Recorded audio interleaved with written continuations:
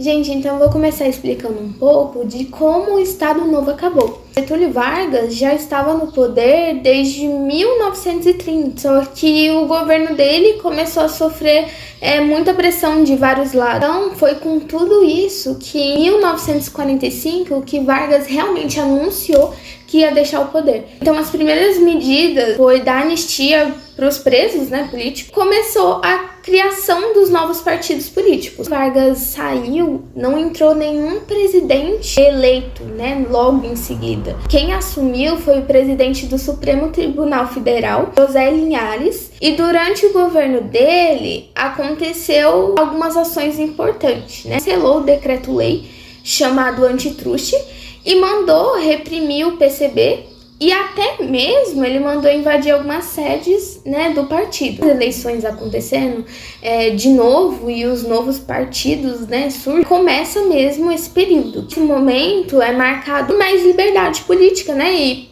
pela reorganização total dos partidos do Brasil. Qual era, esses 4 partidos principais que realmente dominou, aquela época? O PTB, aos trabalhadores urbanos. O PSD, formado pelos antigos interventores do Estado Novo, tinha muita força nos estados. O PCB é um partido comunista que defendia primeiro uma democracia liberal, mas para depois tentar a sua revolução. E já o UDN era totalmente contra Vargas, até mesmo antigetulista e anticomunista. Os partidos se alternavam no poder porque cada um era de um partido. Então os presidentes foram Eurico Dutra, ligado com o PCD, Getúlio Vargas, mas agora eleito, Café Filho, que também do PCD, Celino Kubitschek, do PCD também, e Jânio Quadros, do PN.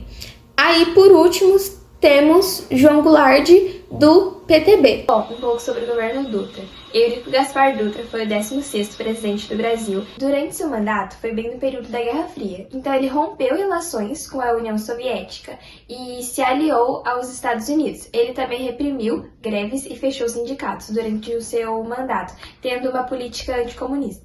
Ele seguia a carreira militar, então ele conseguiu entrar mais facilmente no meio da política. Alguns pontos importantes do seu governo foram a construção de grandes rodovias, como a Presidente Dutra, que liga Rio de Janeiro a São Paulo, criação da Companhia Hidrelétrica São Francisco, instituição do Estatuto do Petróleo, incentivando refinarias nacionais, e a proibição dos jogos de azar em 1946. Um marco importante no seu governo também foi a Constituição de 1946, que ela reestabeleceu o Estado Democrático de Direito. A Constituição de 1946 foi um marco da redemocratização pós-ditadura Vargas. O Getúlio Vargas ele manteve uma forte influência atrás das cortinas durante o governo Dutra, e Dutra tentou impedir a volta de Vargas após o fim do seu mandato, mas ele não conseguiu e Vargas foi reeleito. Uma parte importante do seu governo foi o Plano Saúde, que reunia áreas que deveriam ser investidas, como a saúde, alimentação, transporte e educação.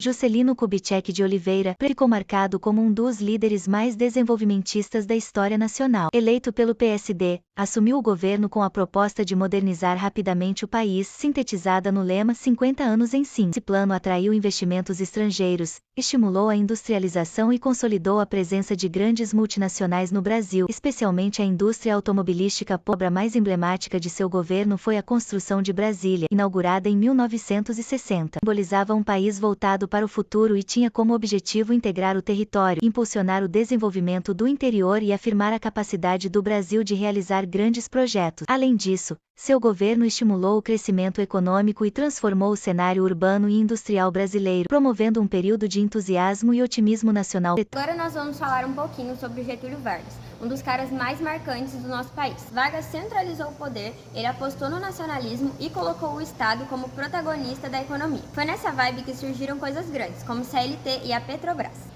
Com o tempo, a pressão política explodiu. O DN, militares, imprensa, movimentos sociais e tudo ao mesmo tempo. Vargas acabou tirando a própria vida com aquele recado histórico de sair da vida para entrar na história. Ao mesmo tempo, esse processo de modernização acelerada trouxe um monte de gente do campo para a cidade e formou um operariado enorme e aumentou as cobranças por direitos, melhores salários e condições de vida. Ele se aproximava muito das classes trabalhadoras, ele oferecia benefícios e usava isso como uma base de apoio. Tudo isso dentro de um projeto que queria transformar o nosso país, Brasil, num país mais industrial e menos dependente de importação. Filho, ele assumiu a presidência logo depois do suicídio de Getúlio Vargas, em 1954, no momento em que o Brasil estava muito estável e a economia estava fraca. Quando ele mudou a linha do governo, ele deixou de lado o estilo varguista e adotou uma política mais liberal. Para conseguir governar, ele se aproximou de setores mais conservadores, como os militares, empresários e também da UND. Na economia, o Café Filho ele adotou algumas medidas de austeridade para tentar controlar a inflação, reorganizar, e ele também limitou alguns créditos e cortou gastos, que também mexeu no imposto de renda, ajuste nas tarifas, como a de energia. Só que essas medidas reduziram o poder de compra e dificultaram a vida da população, que aumentou a impopularidade desse governo. Aconteceu as eleições e a chapa Juscelino Kubitschek e de João Goulart vence. O UND, liderada por Carlos Lacerda, passou a contestar a eleição e pressionar para impedir a posse. O filho ele é internado por motivos de saúde e se afasta da presidência, que quem assume é Carlos Luz, presidente da Câmara.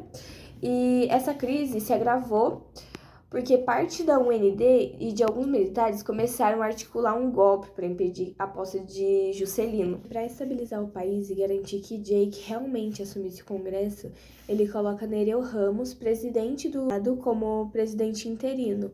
E pouco tempo depois, Café Filho tenta voltar ao cargo, mas ele é acusado de participar de uma articulação golpista, e por isso o Congresso aprova esse impedimento definitivo. Apesar de curto esse período, ele foi determinante para garantir posse do Juscelino e mostrou que o Brasil estava institucionalmente fraco naquele momento. Jânio Quadros ele foi eleito presidente do Brasil em 1960 pelo voto direto. Se mostrou um cara muito mentiroso. Foi uma campanha nada a ver com o que seria o seu governo posteriormente, sendo um dos piores governos do Brasil. O símbolo da sua eleição foi escolhida a vassoura, né? Que acabou que quem foi varrido no final mesmo foi ele. Bom, a sua campanha ela foi muito focada em promessas. Ela prometia e ela alegava vínculos com políticos tradicionais, com as Forças Armadas. Toda essa história, o Jânio Quadros ainda assim foi eleito. Uma das suas características de campanha foi a mentira. As campanhas ela tinham um claro incentivo de que elas prometiam resolver, mas não diziam como elas iriam resolver. Então, o governo do Jânio Quadros se baseou em apenas 6 meses. Foram, claro, a proibição da briga de galo, a proibição do uso de biquínis nas praias e a proibição dos lança-perfumes. Ele conseguiu ser aquele amigo político internacional que todo mundo odeia. Ninguém no país gostava dele. Foi criticado pelas Forças Armadas, pelo Congresso Nacional, pela população, pelas relações internacionais. Bastava a tamanha incompetência do Jânio Quadros diante a toda a situação política. Ainda por cima ele conseguiu se afastar do tradicionalismo político que ele mesmo havia estabelecido na sua campanha, e dessa forma ele desagradou não só o povo como o Congresso Nacional. Queria que as pessoas viessem atrás dele. Acabou que, como ninguém gostava dele, mercê de alguma coisa, e depois, com 7 meses, ele renunciou ao cargo. João Goulart era um político gaúcho que assumiu a presidência de Jânio Quadros durante uma crise política. O governo de João está inserido na Quarta República. Ficou conhecido como a primeira experiência democrática no Brasil. Foi um momento de agitação popular, envolvimento maior da população com a política, crescimento econômico e urbanização. As demandas que essa população queria fizeram dar origem a movimentos que faziam com que os trabalhadores queriam ter acesso a melhores direitos dos seus serviços urbanos. Nesse período também se consolidou com grande força política o trabalhismo, com medidas que promovessem igualdade social. Em oposição a esse crescimento da União Trabalhista, teve a União Democrática Nacional, que usou do golpismo principalmente como uma arma política. Goulart era vice-presidente do Brasil e estava em uma missão diplomática para a China. O presidente anunciou a sua renúncia como parte de uma estratégia que seria o autogolpe. A de Jânio fracassou e os holofotes concentraram todos em Jango. Os militares anunciaram que se João Goulart pisasse nas terras brasileiras para tomar a posse da presidência, ele seria preso. Uma vez que a legislação brasileira dá à luz a Constituição de 1964, que estipulava que a presidência devia ser tomada pela vice-presidência. Assim, a posse de João Goulart pela presidência seria legal perante a lei. O parlamentarismo no Brasil foi considerado instável. No primeiro momento da presidência, João Goulart percebeu os graves problemas que a população brasileira sofria. O endividamento do Brasil era grave. A pressão social que as pessoas faziam por condições melhores estava cada vez maior. Por fim, João Goulart deveria equilibrar a política brasileira. João Goulart deu curso a um programa de reforma defendido pela esquerda brasileira na década de 60. Um programa que iriam fazer reformas na parte agrária, educacional, tributária, urbana, eleitoral e bancária. Prato feio. E esse é o cameraman. Fala alguma coisa. Eu. Não vai falar nada, né? Porque acabou o vídeo. 2, 3. Gravar tudo de uma vez. Que isso? Trabalho do Vou para minha parte. A sua parte do Francis? Você tinha gravado até agora? Ótimo tripé, gente. Então, eu filmando igual a bunda dele, tenho certeza. Fofo. Eu fiquei com dó de falar pra Vitória que ela tinha que gravar na horizontal, ela mandou na vertical, só o lugar tá na vertical. É sério, Vitória? Você é burra? Ninguém me falou. Nossa, pra mim ela me achou. Tá passando na TV, mano. Como que vai passar vertical? Vai passar na Vai TV. passar na TV da sala, né? Fofo. Fofonildo. Nosso grupo veio atrapalhar, ó. Tá se achando. Ó. Querendo fugir das câmeras. Olha o cabelo dela aos ventos. Pausa. Fala galera, tudo bem? Quem fala é o Edu. E hoje, pessoal, a gente vai fazer 24 horas na escola. Meu Deus, estão me seguindo. Eu tô falando dos protagonistas. Ih, rapaz. Essa é a líder. É ela que é a líder do grupo? Não é a líder. Ah, tá. Tá, vai.